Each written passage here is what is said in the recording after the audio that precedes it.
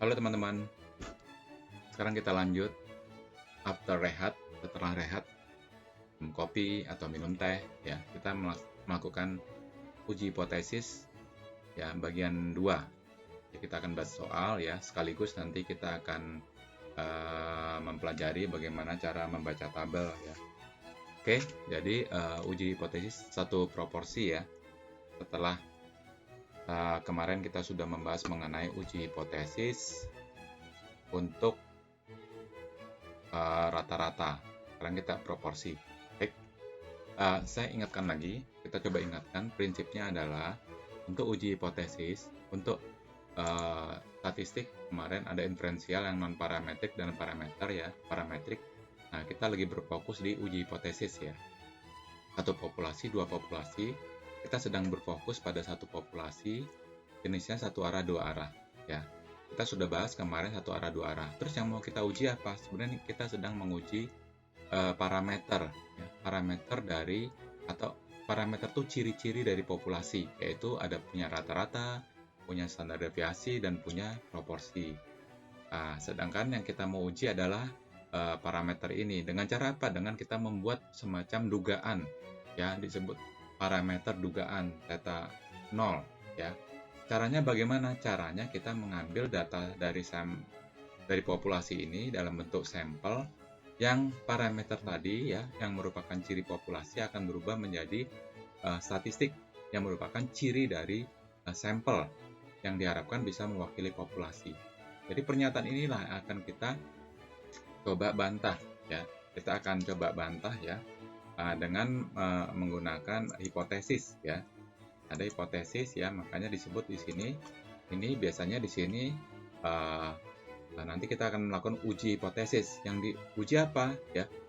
Ya, pernyataan ini biasanya disebut H0 ya. Nah, uji hipotesis biasanya H1. Inilah yang disebut sebagai hipotesis kerja atau HA ya. Nah, misalnya H0-nya adalah theta 0 sama dengan 100 ya. Kita akan coba bantah bahwasanya theta 0 tidak benar. Jadi fokus daripada uji hipotesis sebenarnya adalah pada H1 atau sering juga disebut HA dan seterusnya. Oke, nah kali ini kita akan membahas mengenai uji untuk proporsi ya. Untuk uji proporsi ini yang perlu dicermati adalah sampel baik besar atau kecil ya tetap selalu menggunakan tabel Z atau distribusi normal Z. Contoh uji dua arah. Ada hipotesis yang menyatakan penduduk laki-laki usia 15-30 tahun mengkonsumsi narkoba di daerah Polres A sebanyak 30%. Nah, di sini kan kita sudah tahu bahwasanya ini adalah bagian dari hipotesis 0 ya. Jadi ada klaim ya, semacam klaim atau pernyataan ya. Di sini ya, mulai ini sampai sini ini adalah hipotesis 0. Di sini ada klaim ya.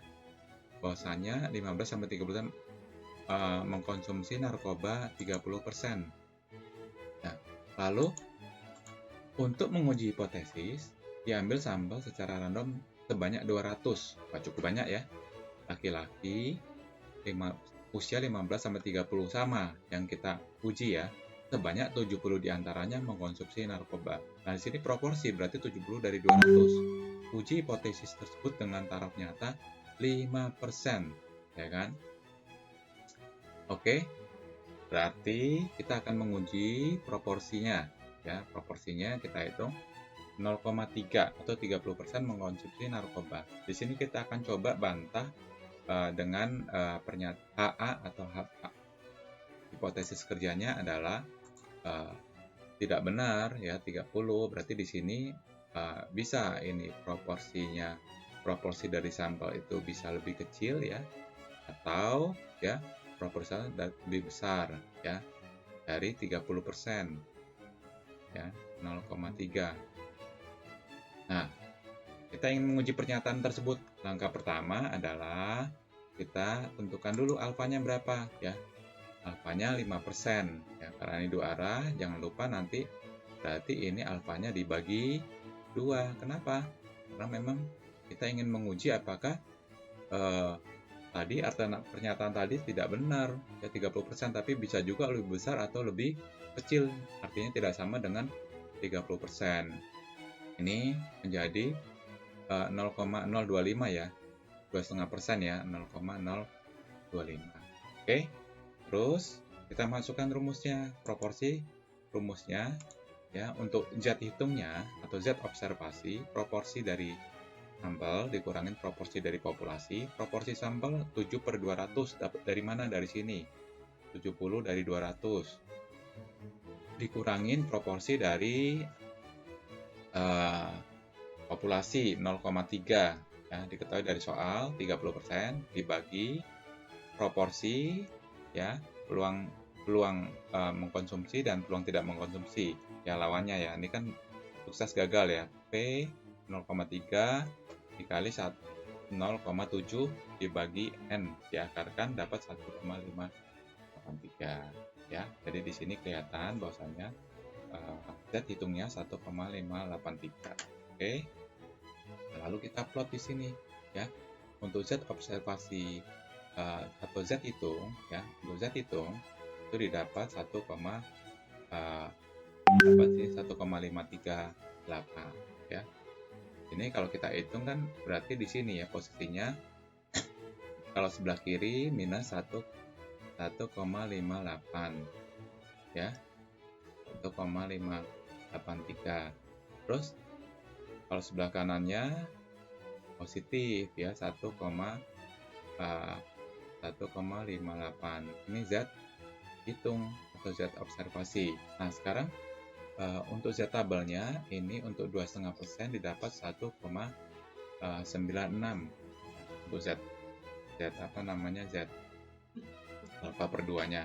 Ini bisa dilihat dari tabel ya, bisa dilihat dari tabel. Silakan dilihat tabelnya untuk apa namanya, untuk Z 2,5 ya, Z 0,025. Nah,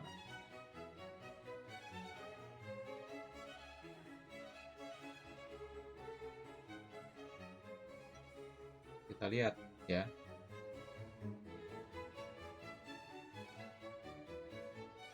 Oh ini dua arah 0, kita jauh dulu yang satu yang 0,025. Kalau kita lihat dari Z dari titik kiri ke kanan ya, yang dari kiri ke kanan kita lihat di situ ya. Silakan Anda lihat 0,025 itu berada di 1, dari kiri ke kanan. Ini secara logika kan ini dari minta hingga ya sampai 0 ya kan, atau dari minus 3,9 sampai 0. Berarti kan dia bergerak dari minus sampai menuju 0. Ini saya potong ya. Berarti di sini kalau 1,96 ini langsung saja ya, ini berarti 0,025 ini hasilnya adalah 1,96 ya. Bisa kita lihat di sini ya. Untuk Z ya, karena ini kan bergeraknya dari kiri ke kanan nih ya, saudara-saudara. Nih saya coret ya. Ini kan secara logika kan dari kiri ke kanan. Ini kan minta hingga ya. Minus tak hingga menuju 0. Ya di sini kan dalam konteks ini adalah minus 3,9 menuju terus ya, menuju 0. Berarti kita cari saja di sini 0,025 yang ternyata ini kita temukan di sini nih. Nah, berada di 1,9. Masuk akal ya. Di sini berarti kan ini untuk luasan 0,025 ya. 025 yang di dalam ini adalah nilai dari peluang ya. Jangan lupa, ini adalah nilai peluang. Yang di samping ini adalah nilai pada sumbu Z ini ya, pada sumbu Z ini ya, atau sumbu X ya, pada sumbu Z ini. Ini nilainya. Oke.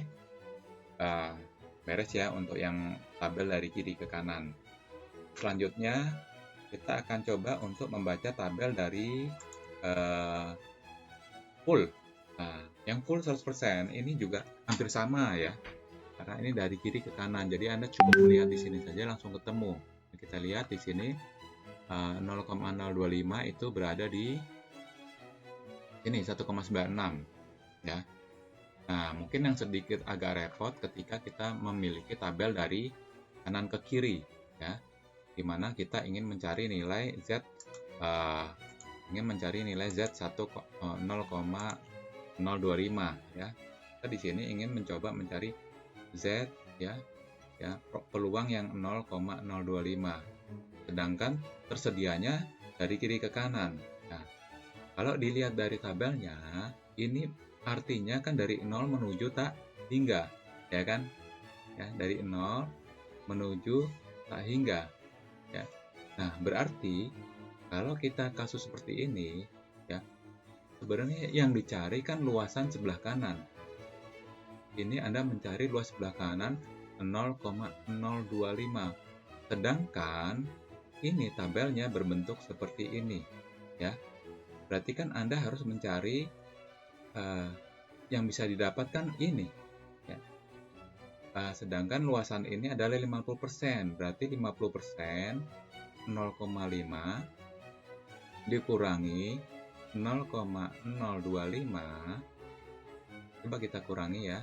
Ini 0 kurang 5, 5 ya. Ini 0, 9 kurang 2, 7. Ini 4. Nah, berarti di sini kan luasannya 0,475. Nah, sekarang kita lihat di sini untuk luasan 0,475 ya, 0,475 di sini didapat ini ya 1,96 nih ya. Sebentar saya coba coret. Nah, bisa dinalar nggak nih saudara-saudara? Ini kan 0,475 nih ya. Saya coret saja. Nah, ini kan berada di 1,96. Jadi cara berpikirnya harus sedikit dimodifikasi ya. Yang tabel dari kiri ke kanan bagus, mudah, yang kanan yang full juga mudah, tapi kalau yang dari separuh kanan ini dari 0 ke sini berarti Anda harus kurangkan. Jadi masalah apapun jenis tabelnya sebenarnya sama saja, tetapi yang penting ada logika berpikir kita ya. Ini cara membaca tabel dari kiri ke kanan ini ya. Jadi ini saya perbesar nih, sama saja 0, tadi berapa hasilnya 0,475 didapat 1,90 nih ya, 1,96. Jadi artinya kalau kita menggunakan Z tabel dari sisi kanan, Z 0,025 itu sebenarnya setara dengan ya, ini untuk tabel Z yang tipe sisi kiri ya, sisi kiri sama yang sisi full itu setara dengan Z 0,475.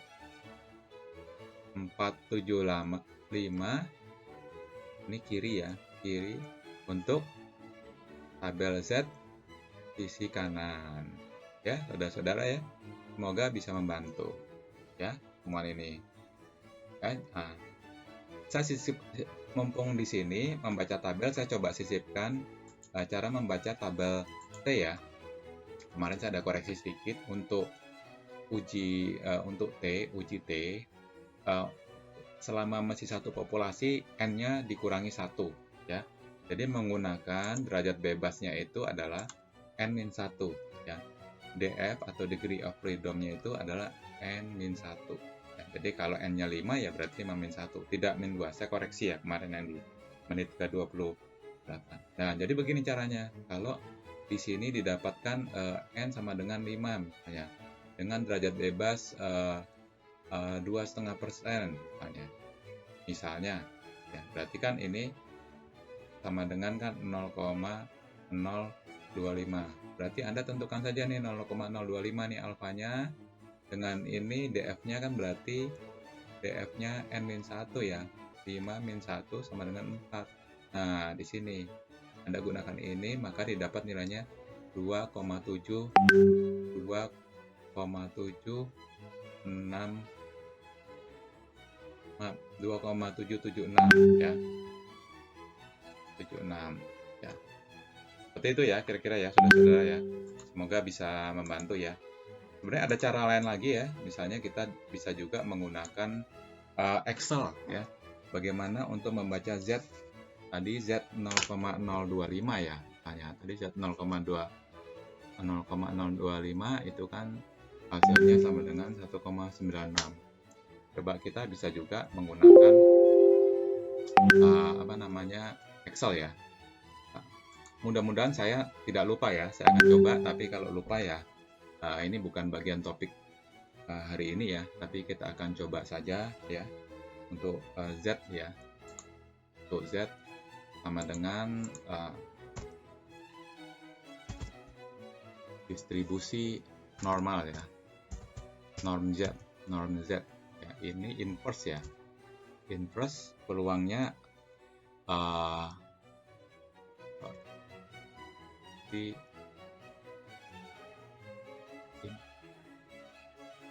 tadi standar deviasi.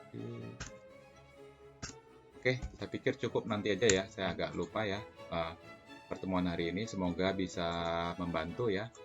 Jangan lupa ya, santai sejenak ya. Tenangkan pikiran supaya nanti kita bisa belajar dengan lebih cepat ya. Terima kasih. Semoga bermanfaat.